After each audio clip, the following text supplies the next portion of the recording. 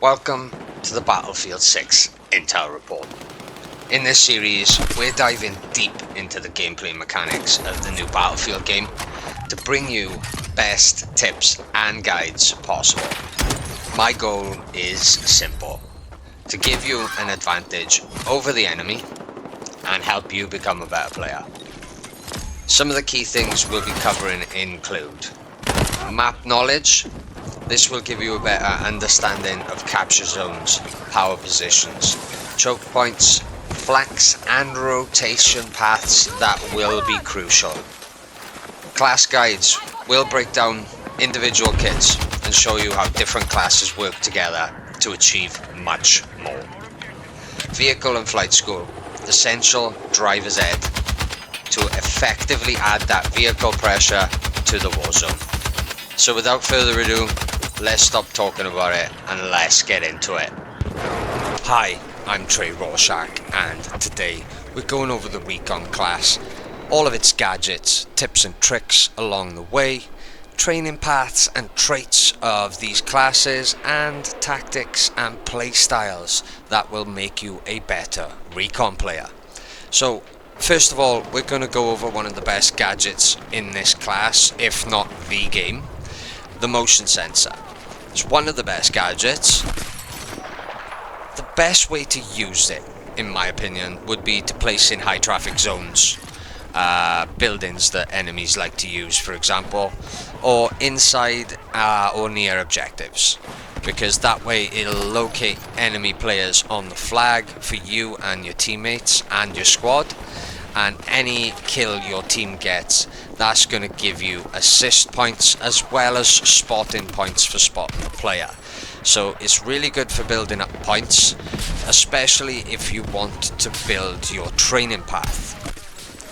The second and third gadgets I'm going to talk about are the laser designator and the laser dart. So the laser designator can be used like a set of goggles, or it can be used by being placed down on the ground autonomously. It provides engineers with lock-on launchers, faster and longer ranges available to these sort of launchers, and it also lets you fire upon the tanks as well, which isn't available unless they are painted by the laser designator or the dart. The way the dart differs is because you use it as a pistol, it doesn't quite have the range of the designator. So what I would use it for is marking large groups of enemies in sniper nests or just held out on zones.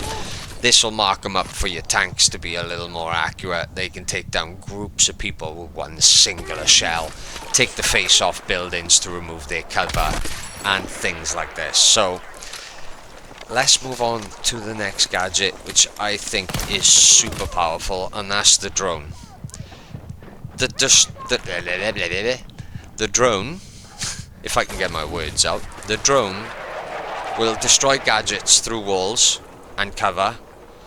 You can leave it hovering to auto spot enemies, and it has thermal vision. Now, this is another great tool. If you pair this up with a motion sensor when you're capturing flags or defending flags, you are really going to rack up the points and advance your training path a lot quicker. So I would really suggest using those two on most of your sniper classes. It's going to be super beneficial, and it's just going to give you points for nothing, really, which is a bonus in this game, trust me. So the fourth gadget I want to talk about, or the fifth to be specific, is the AP mine. There's not much to be said about this. Just be tricky with them. Leave them on flags you capture to prevent recapture, or you can use them to cover your six while you're capping a flag. Now, I had a little brainstorm when I was writing my notes for this video, and I want you to leave a comment in the comment section and let me know, how many claymores can you put down at one time? If any of you know, please leave it in the comments. It'd be really helpful to know, because if you run claymores alongside a support class, you can really cut off areas of the map and make it really difficult for the enemy to run and capture flags and so on. So That would be really handy to know. If you guys could let me know, I'd really appreciate it.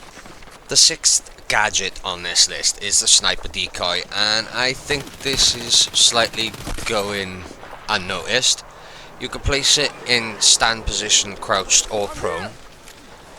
If it gets shot by an enemy or enemy shoots near it, I believe they get tagged, so they'll get spotted for shooting the decoy.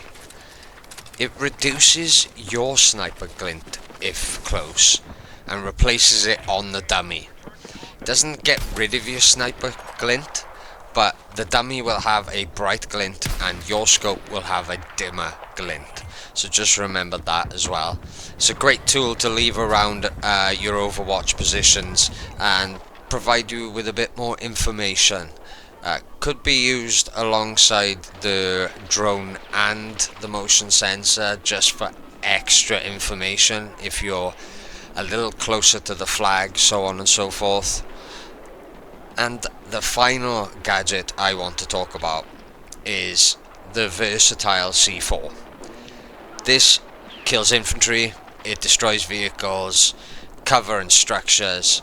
You can open up maps, set traps like claymores.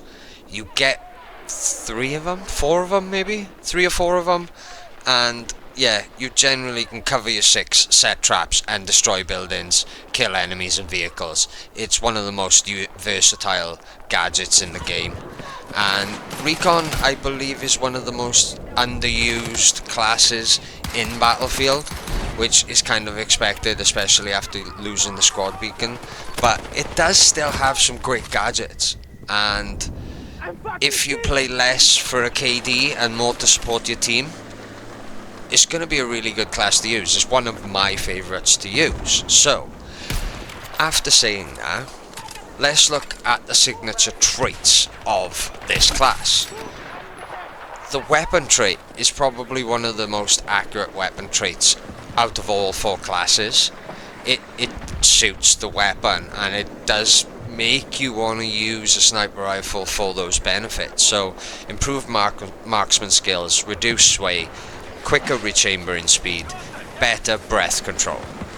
This is more focused and relevant to the Recon class, as I said, unlike Assault and some of the others, which I'm probably gonna go over some of these training paths and traits in a future video and talk about how they could be improved or changed for the better of Battlefield. I think that'll be an important video going forward, so stay tuned for that. Like, subscribe, hit the bell to stay in tune with the videos.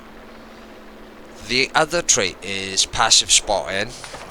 This fits the Recon class as well. You mark players through your scope as you're aiming at them. Now, different scopes have different distances and durations, so just remember that when you're playing the Recon class, because it's going to have a major part in how you play the class. For example, I'll go over some of the tactics later in the video and you'll kind of understand what I mean.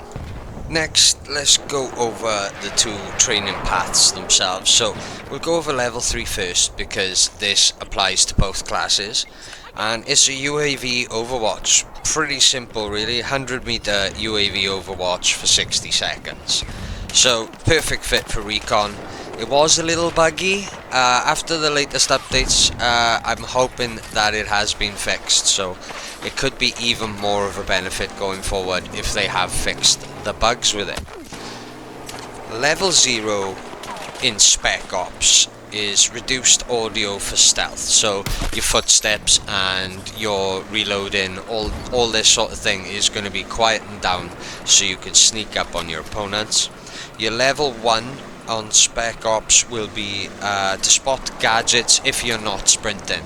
Now this could be helpful, for example, if you're not running a sniper rifle, you want to be a little more stealthy, you spot gadgets, I believe for you and your teammates, and you'll be a lot more stealthy, so you can hide on these flags, maybe with a DMR or an SMG. And level 2 is clear combat state, 1.5 seconds faster, and reduces spotted status 33% faster, which is a huge benefit if you are pushing these flags and playing objectively. As for the sniper path, level 0 is auto spotting distance, 33% further distance, and a 10% better field of view. So it's going to spot people at a much wider frame and at a much longer distance. So it's much better for you to be using a sniper rifle with this class. Level 1 is inflict damage marks enemy. I think this is okay, but you've got auto spot anyway. I think this level 1 is a little bit weak, but level 2 is absolutely phenomenal. Headshot elimination, no revives. If you shoot a player in the head while this trait is active, they're not getting revived. They've got to respawn. It's a ticket off the enemy. Really powerful. I think it's gonna, because you get headshots with snipers anyway. That's the goal. So absolutely perfect there. One thing I forgot to put down in my notes is the throwables, but the Recon class doesn't have the best throwables. So you've got the standard frag grenade. It's good for clearing flags, clearing buildings, you know, throw it generally causing damage. But the one I would use would be the proximity detector. This works like a motion sensor that you can throw like a grenade, basically. And pair this up with the motion sensor, the drone, and you've got a flag pushing Recon class that'll mark up any enemies you aim at. So it's a very powerful class. The throwing knife, I'll mention it, but it's useless. It's probably the most useless gadget in the game. You definitely the worst throwable available to any class, and it deserves to be removed from the game as it stands. It should be a one-shot kill. It's a one-shot headshot, but good luck hitting that. That's some ridiculousness right there.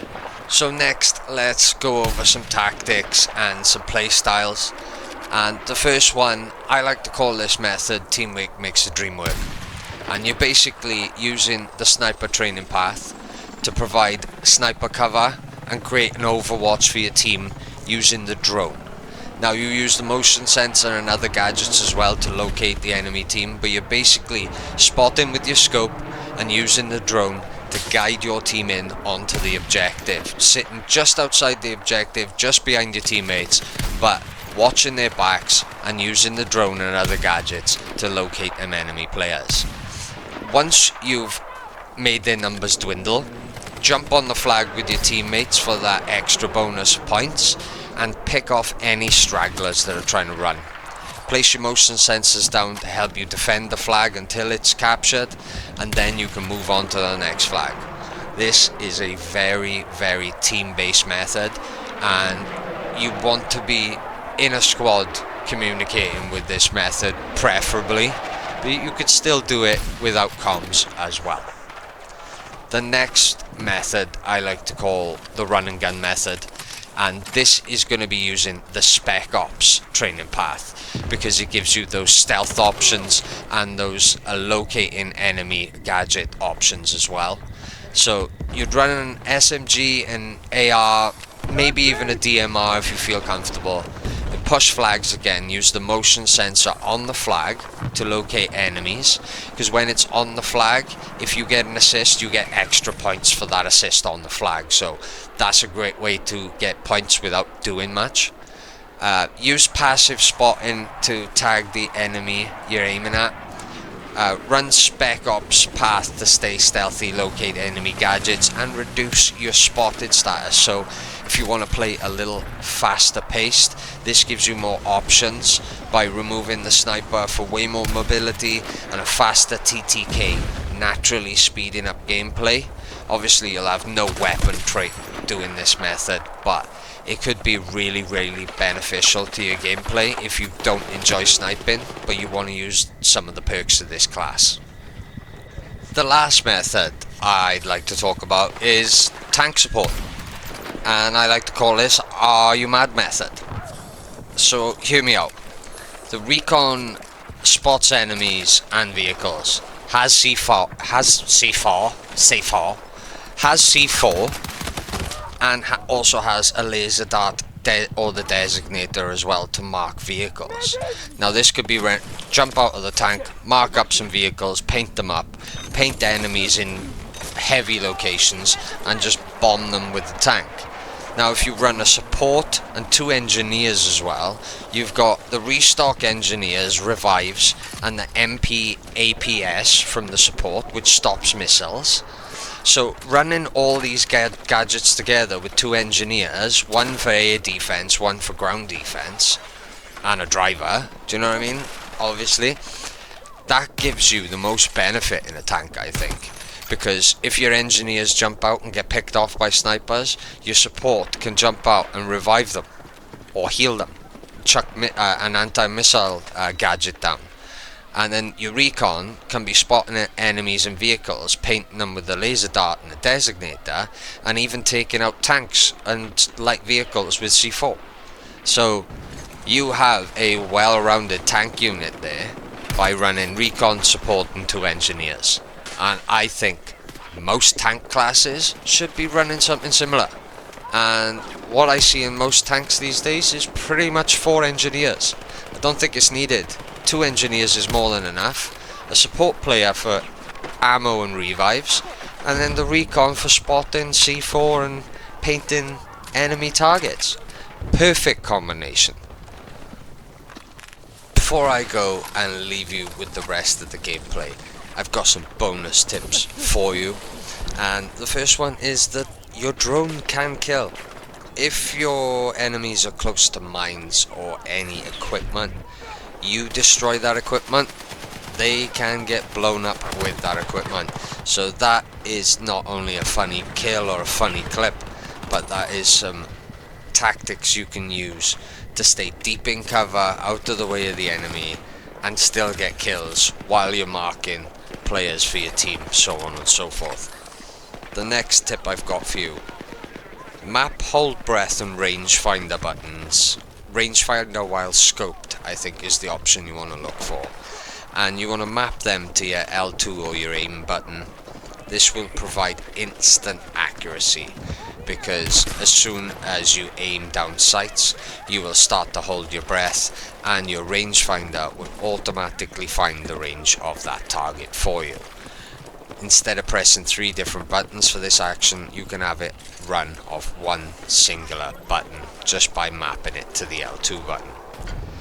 If a sniper has a rainbow glint on their sniper rifle, it means they only have to hit you in the chest once and you are out of the game and need a revive. So remember that if you see the rainbow glint, take cover, readjust, and take him out from a different angle. The last one I've got for you: suppressors are key to flanking in any class. Assault, support, engineer, or recon.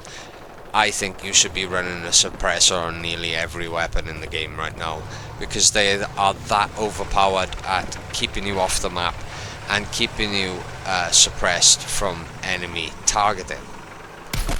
Now we've got that out of the way, I hope this has helped you guys. If it has, please like, subscribe, share the video.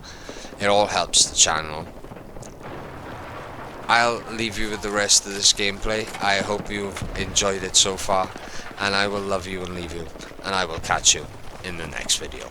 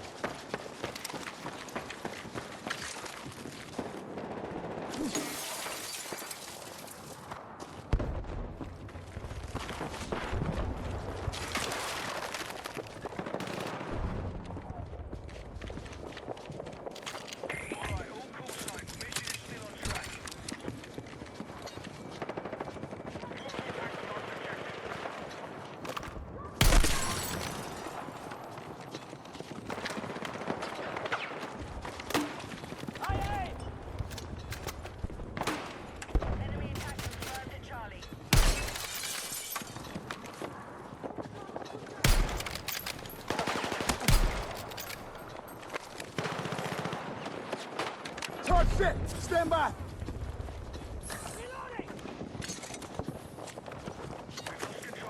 Explosive ready.